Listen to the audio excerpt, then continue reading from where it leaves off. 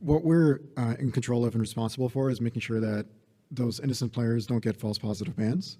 And that comes from a pretty sophisticated system we built internally called Risk Reactor, and it combines 3 sources of data before we even make the decision to ban a player. So it takes a look at their client-side telemetry, their server-side telemetry, and then their behavior analytics. When we only see one vector lighting up and the other 2 are quiet, that's a pretty good indicator that we need to go and manually investigate. Either the player is doing something suspicious and it's not enough of a signal in the other 2 vectors, or even worse, maybe one of the vectors is acting up and needs to be tuned.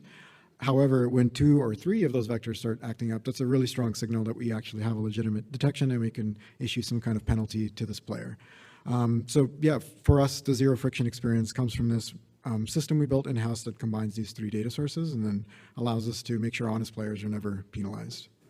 Yeah, so to extend on what Mikhail mentioned, so especially the evidence part is, in my opinion, very important because you already managed to pass the first hurdle. You have a player in your game.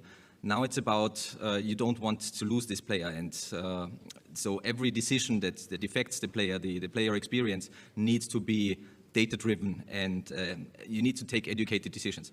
Therefore, yeah, evidence is a big part here. And yeah, false positives, because false positives can not only or don't only harm that specific game where it's happening.